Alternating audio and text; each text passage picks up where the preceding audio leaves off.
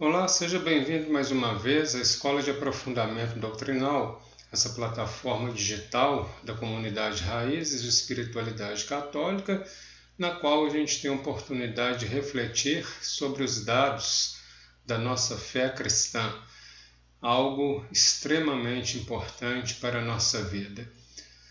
E a gente tem falado aqui das questões relativas a Deus e vamos continuar falando.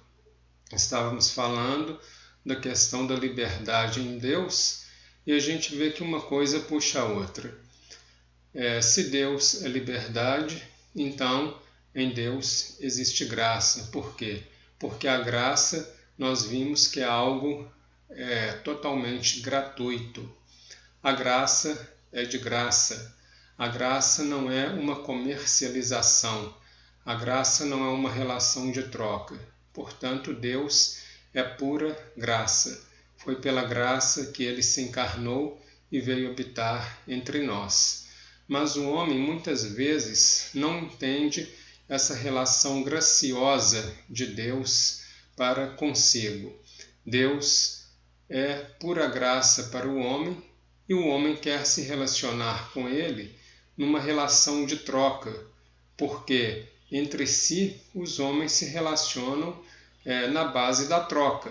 Ainda mais nesse mundo capitalista que nós vivemos, onde tudo é na base da troca, onde a relação de gratuidade passa muito longe, existe uma tendência de se relacionar com Deus da mesma forma que nos relacionamos com o mundo em que vivemos.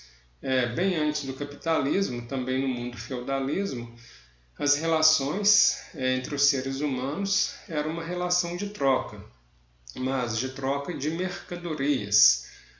As pessoas produziam alimentos nos seus feudos, produziam ali hortaliças, legumes, e trocavam com pessoas que trabalhavam em outros feudos com coisas que não tinham, exemplo, se eu produzia tomate, o outro produzia beterraba, e o outro então não tinha tomate ou não tinha beterraba, a gente fazia essa troca, para que eu tivesse também um pouco do que ele produzia e ele tivesse um pouco do que eu produzia. Mas nada era dado de graça, tudo era na base da troca.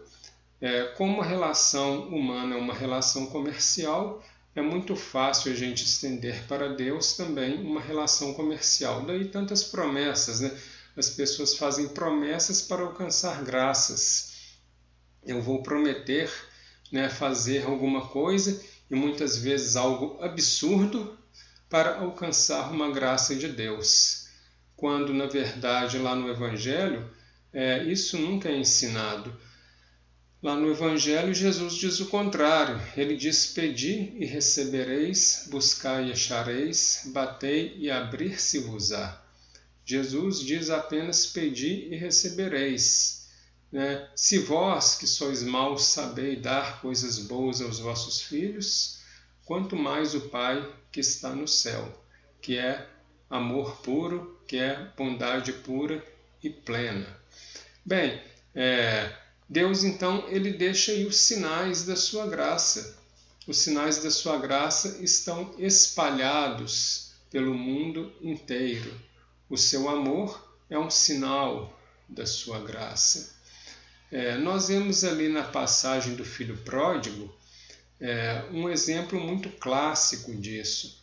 Nós temos ali um pai e dois filhos. O pai, que representa a figura de Deus, e os dois filhos que representam a nossa figura humana, representam toda a humanidade. Eles têm atitudes diferentes, porém, nenhum dos dois compreende o amor gratuito do pai. Aquele pai é um amor gratuito. Um dos filhos, o mais jovem, diz àquele pai que quer a sua parte na herança. O pai dá a ele, e ele, recebendo a sua parte, parte para um país distante e, quando esbanja tudo, começa a passar necessidade. Ele então vai ter que trabalhar e consegue um emprego muito humilde, é um emprego de alimentar porcos. E ele começa a passar necessidade e tem vontade de comer a comida dos porcos. E então ele cai em si, pensando, quantos empregados na casa de meu pai têm pão com fartura, e eu aqui estou morrendo de fome. Então ele tem a ideia de voltar à casa de seu pai e pedir para ser recebido como empregado. O filho mais velho não teve essa atitude. Ele sempre ficou do lado de seu pai, trabalhando fielmente ao lado do pai, colocando ali para o pai todos os seus préstimos. Porém, ele tinha em mente algo. Ele tinha em mente que o pai devia muito a ele. E o filho mais novo tinha em mente que estava devendo muito ao seu pai. Tanto é que ele disse o seguinte: vou pedir ao meu pai que me trate como um dos seus empregados. Vou dizer a ele: pequei contra o céu e contra ti. Me receba como um dos seus empregados, porque eu não sou mais digno de ser chamado como seu filho. E ele então volta. Quando ele está chegando, o pai o avista de longe e vai ao seu encontro. E ele então diz para o pai, que não é mais digno de ser chamado seu filho, tudo aquilo que ele tinha planejado, e o pai não quer nem saber disso. O pai manda vir roupa nova, sandália, anéis, e manda fazer uma festa com um novilho mais gordo. E aquele filho então fica totalmente surpreso, porque ele não esperava esse tipo de recepção, porque ele se julgava um traidor, ele se julgava um homem cheio de dívidas. Ele não reconhecia o amor do seu pai.